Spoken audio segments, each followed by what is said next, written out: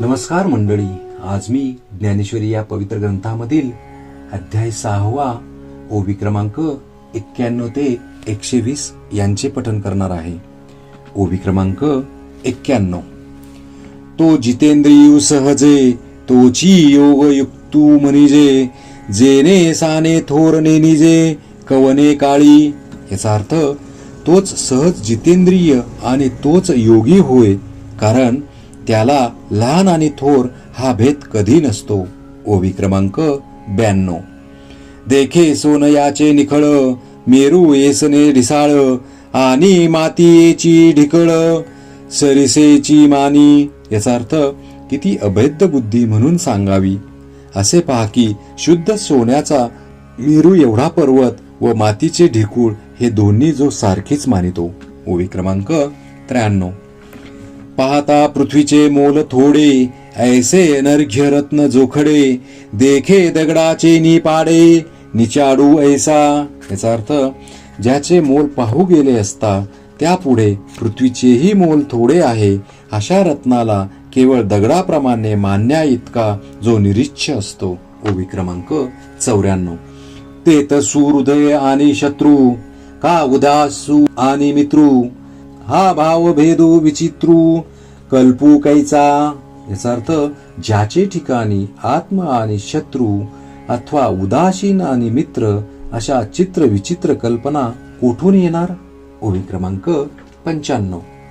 तया बंधू कोण काह्याचा, द्वेषिया कवनू तयाचा, मीची विश्व ऐसा जयाचा बोधू झाला. याचा अर्थ मीच जग आहे असा ज्याच्या मनात बोध झाला आहे त्याला बंधू कोण आणि द्वेषी कशाचा. ओवी क्रमांक 96.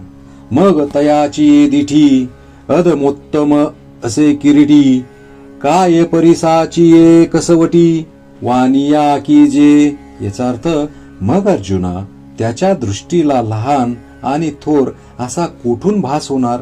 असे पहा की परिसाच्या कसोटीस लागल्यावर निरनिराळे कस लागतील काय. ओवी क्रमांक 97. ते जैसी निर्वाण वर्णुची करी, तैसी जयाची बुद्धी चराचरी, होय साम्याची उजरी निरंतर. याचा अर्थ ती कसोटी सर्व धातूंना उत्तम सोनेच करीते, तशी त्याची बुद्धी नेहमी चराचरांचे ठिकाणी केवळ ऐक्यच जाणते. ओवी क्रमांक 98. जे ते विश्वालंकाराचे विसुरे, जरी आहाती अनाने आकारे, तरी घडले एकची भांगारे परब्रह्मे. याचा अर्थ का म्हणशील तर विश्वरूप अलंकाराचे ठसे जरी पुष्कळ आकाराचे आहेत तरी ते एकाच परब्रह्मरूपी सुवर्णाचे घडलेले आहेत. ओवी क्रमांक 99. ऐसे जाणने जे बरवे, ते फावले तया आघवे, मनोनी आहाच वाहाचे न झकवे येणे आकार चित्रे. याचा अर्थ असे शुद्ध व खरे तत्व ज्याला पूर्णपणे समजले आहे तो चित्र विचित्र रचनेने वरचेवर फसला जात नाही. ओवी क्रमांक 100. घापे पटा माझी दृष्टी, दिसे तंतूची सैघ सृष्टी, परी तो एक वाचुनी गोठी दुजी नाही. याचा अर्थ वस्त्राकडे पाहिले असता जसे ते सर्व तंतुमय दिसते तसे त्याला ब्रह्मा वाचून जगतात, दुसरे काही दिसत नाही. ओवी क्रमांक 101. ऐसे नि प्रतीती हे गवसे, ऐसा अनुभव जया ते असे, तोची समबुद्धी हे अनारिसे नव्हे जाणे. याचा अर्थ अशा रीतीने सर्व जग भरलेले आहे असा ज्याला अनुभव येतो तोच समबुद्धी होय, हे खोटे नाही असे पक्के समज. ओवी क्रमांक 102. जयाचे नाव तीर्थ रावो, दर्शने प्रशस्तीशी ठावो, जयाचे निसंगे ब्रह्मभावो भ्रांतासही. याचा अर्थ ज्याचे नाव तीर्थराज होय, ज्याचे दर्शन घेतले असता अंतःकरणाला समाधान होते आणि ज्याच्या संगतीने अहंकाराने भ्रमित झालेल्या पुरुषांची भ्रांती जाऊन तो ब्रह्मस्वरूप होतो. ओवी क्रमांक 103. जयाचेनी बोले धर्मो जिये, दिठी महासिद्धी ते विये, देखे स्वर्ग सुखादी ये खेळू जयाचा. याचा अर्थ ज्याचे बोलणे हे धर्माचे जीवन आणि दृष्टी ही महासिद्धी उत्पन्न करणारी होय व स्वर्गादी सुखे हे ज्यांचे खेळ आहेत. ओवी क्रमांक 104. विपाये जरी आठवला चित्ता तरी ते आपुली योग्यता. हे असो तया ते प्रशंसिता लाभुवाथी. याचा अर्थ अशा मनुष्याची जरी चित्तात सहज आठवण झाली तरी तो आपली योग्यता देतो. फार काय सांगावे, त्याची स्तुती केली असता महान लाभच आहे. ओवी क्रमांक 105. पुरती अस्तवेना ऐसे जया पाहले अद्वैत दिवसे.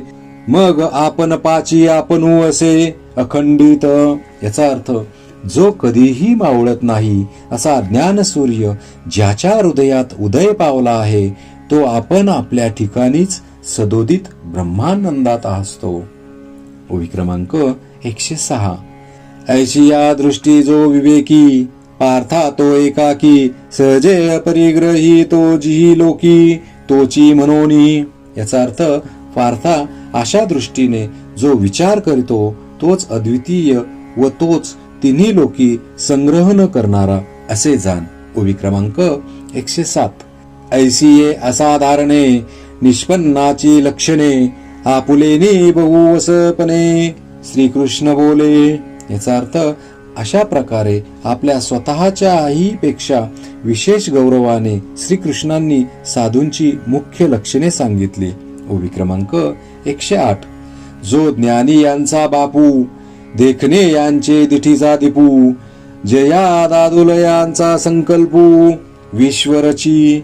याचा अर्थ जो सर्व ज्ञानी लोकात श्रेष्ठ व सर्व पाहणाऱ्यांच्या दृष्टीचा प्रकाशक आणि ज्या समर्थांच्या केवळ संकल्पाने विश्वांची रचना होते. ओवी क्रमांक 109. प्रणवाची ये पेठे जाहले शब्द ब्रह्म माझिठे ते जयाची या यशा धाकुटे वेडून पुरे. याचा अर्थ ओंकाराच्या बाजारात जे शब्द ब्रह्मरूप उत्तम वस्त्र निघाले ते त्याच्या यशास आच्छादण्यास पुरत नाही. म्हणजे श्रीकृष्णाचे तर नाहीच परंतु त्याच्या यशाचेही वेद वर्णन करू शकत नाहीत. ओवी क्रमांक 110. जयाचे नि अंगिके तेजे आवो रवी शशीची वनिजे मनोनी जग हे वेसजे वीन असे तया. याचा अर्थ ज्याच्या अंगाच्या तेजाने सूर्य आणि चंद्र यांच्या व्यवहारास प्रतिष्ठा येते तेव्हा हे जग त्याच्या आधाराशिवाय आहे काय. ओवी क्रमांक 111. हा गा नामची एक जयाचे पाहता गगन ही दिसे टाचे गुण एक एक काय तयाचे आकळशील तू. याचा अर्थ पहा की ज्याच्या नुसत्या नावापुढे गगन तुच्छ दिसते असे याचे किती गुण तू जाणशील. ओवी क्रमांक 112. म्हणोनी असो हे वानने सांगो नेनो कवनाची लक्षणे दावावी मिशेयेने का बोलिलो ते. याचा अर्थ म्हणून ही स्तुती आता पुरे, कारण अशा लक्षणांनी युक्त जो श्रीकृष्ण भगवान तो ज्या साधूंचे वर्णन करीतो त्यांची लक्षणे आम्ही सांगू शकत नाही परंतु काही सांगावी म्हणून सांगितली. ओवी क्रमांक 113. ऐके द्वैताचा ठावोची फेडी ते ब्रह्मविद्या की जेल उघडी तरी अर्जुना पडिये हे गोडी नासे लहन. याचा अर्थ जी ब्रह्मविद्या द्वैताचा नाश करते ती जर स्पष्ट केली तर आपला प्रियकर असा जो अर्जुन त्याची प्रीती नाहीसी होईल. ओवी क्रमांक 114. मनोनी ते तैसे बोलणे नव्हे सपातळ आड लावणे केले मनची वेगळवाने भोगावया. याचा अर्थ म्हणून ब्रह्मज्ञानाविषयी स्पष्ट न बोलता आड पडद्याने बोलून अर्जुनाचे मन त्याच्या व आपल्या प्रेमाचा उपयोग घेण्याकरिता वेगळे ठेविले. ओवी क्रमांक 115. जया स्वहंभाव अटकू मोक्ष सुखा लागोनी रंकू तयाची ये दिठीचा जने कळंकू लागेल तुझी या प्रेमा. याचा अर्थ जे अहम ब्रह्म ह्या स्फुरणातच अडकून मोक्ष सुखाच्या प्राप्तीकरिता दीन झाले आहेत, त्यांच्या दृष्टीचा कलंक कदाचित तुझ्या ब्रह्मविद्येविषयीच्या प्रेमाला लागेल हो. ओवी क्रमांक 116. विपाये अहम भावो ययाचा जाईल, मी तेची हा जरी होईल, तरी मग काय कीजेल एकले या. याचा अर्थ कदाचित अर्जुनाचा मीपणा जाऊन मी तोच हा असे जर होईल, तर मग मी एकट्याने काय करायचे आहे. ओवी क्रमांक 117.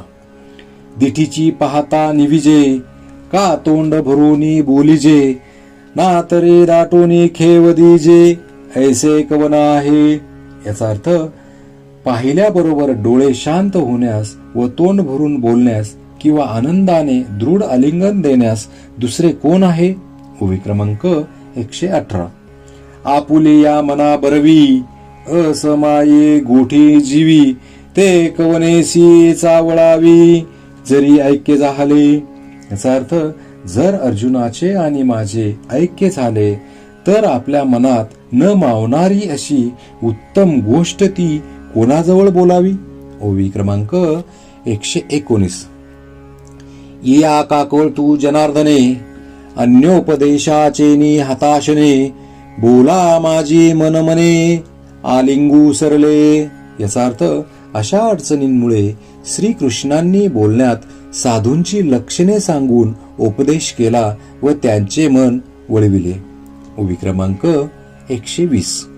हे परिसता जरी कानडे, तरी जानपा पार्था उघडे, कृष्ण सुखाचे चीस रूपडे, उतले गा. याचा अर्थ हे ऐकणाराला जरी अशक्य वाटेल तरी पार्थ हा खरोखर श्रीकृष्णाच्या सुखाचीच ओतीव मूर्ती आहे असे पक्के समजा.